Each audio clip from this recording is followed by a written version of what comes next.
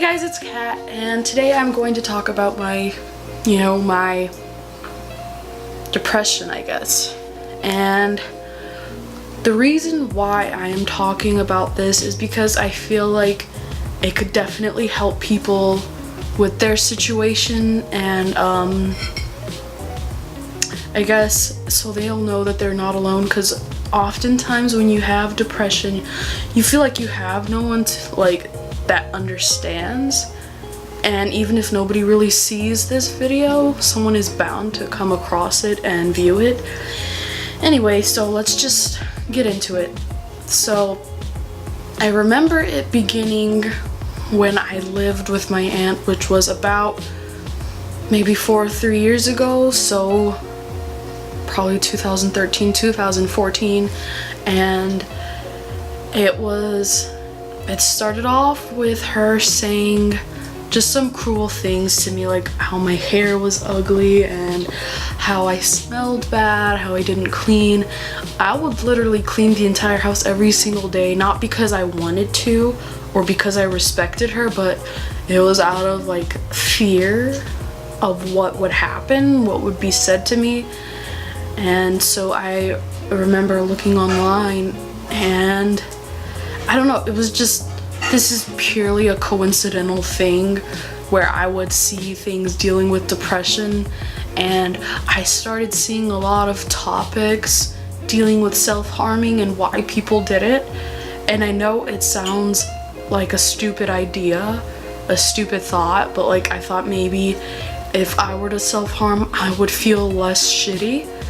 So I started, and it was around June, I think June 8th, that I would start to cut myself, and it started off once every month, maybe once every 2 or 1 month, and then I would progress further and start cutting myself once a week, and then it went even further to maybe 3 times a week. So then my aunt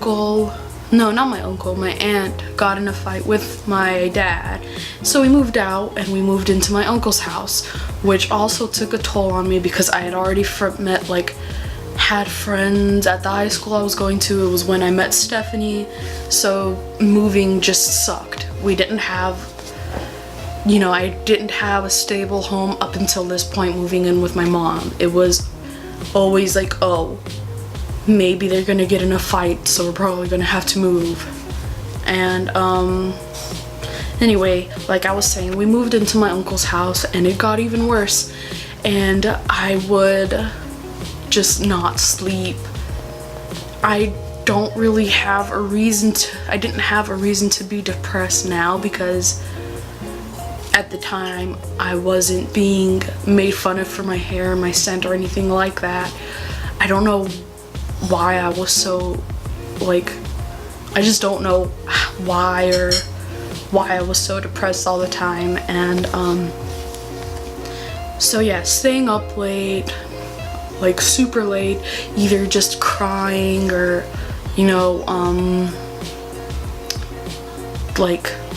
or just staying awake for no reason. And then the cutting progressed even more to multiple times a day, and the scars on my wrist faded. I don't know if you could see them or not.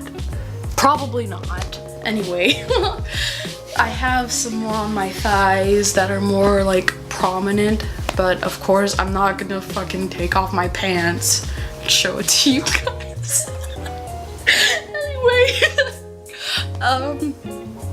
and so I started dating this one guy. I'm not gonna say his name, but we'll just call him Penguin Man. Oh, whatever. So Penguin Man, right? I started dating him. It was my first serious relationship. I dated him for 6 months, which is still the longest I've ever actually wanted to be with someone.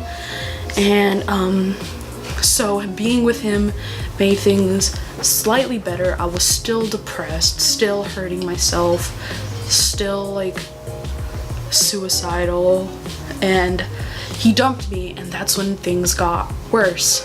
I know it's stupid, don't depend on a guy for a happiness. Don't let anybody affect you the way that Penguin Man affected me, because it's not good. And so I knew that I would see Penguin Man at school, so I would never want to go to school. I ditched school every single day for more than a month with my best friend. I'm also not gonna say her name.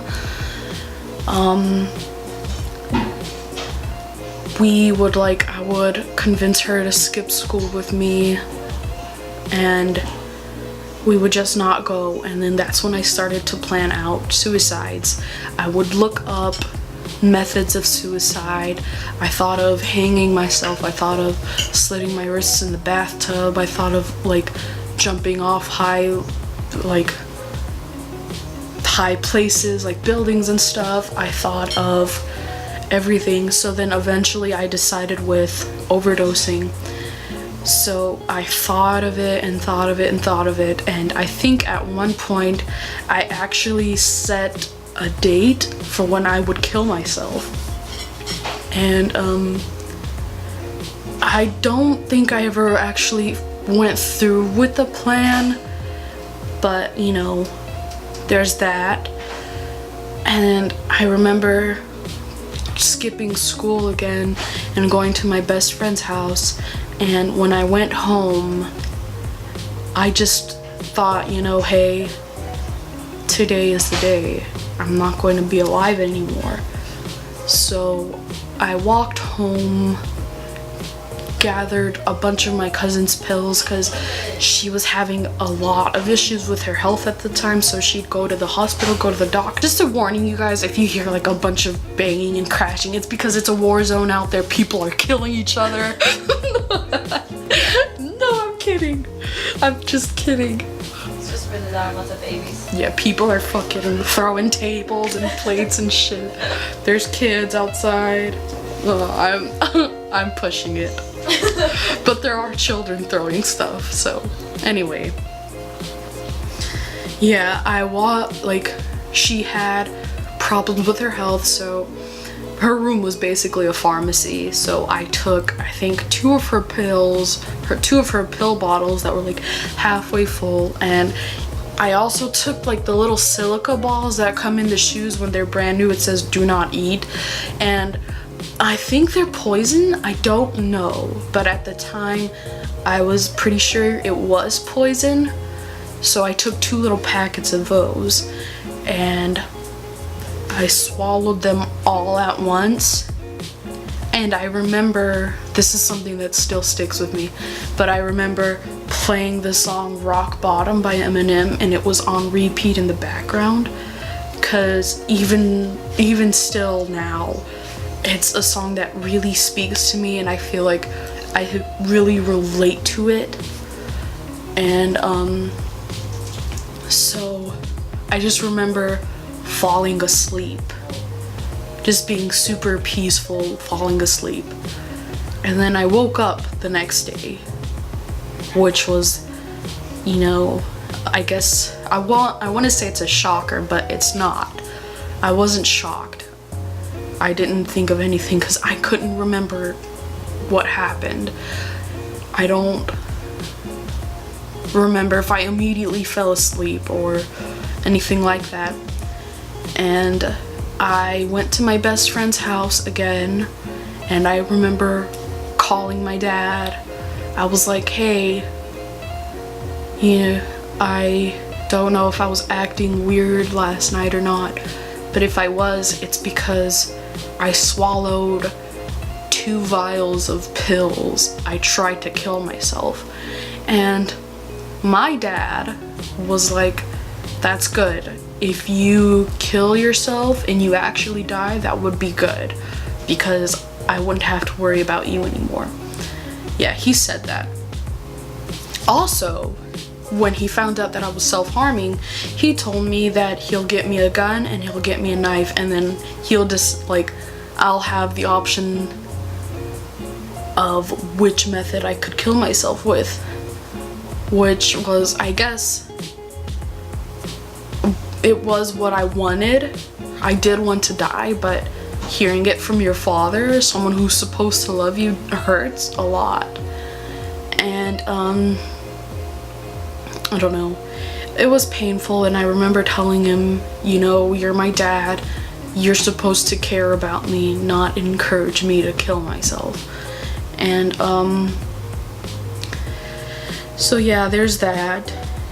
And then I can't remember how much time passed by, but I tried to kill myself again. And once again, I woke up. So maybe it was stupid on my part to choose the same method of suicide, knowing that the first fucking time didn't work. So yeah, the very next day of my second suicide, I came in contact with my mom. It had been a solid maybe 9 years since I didn't speak to her. I didn't know where she was at. We just had no contact with each other. And you know,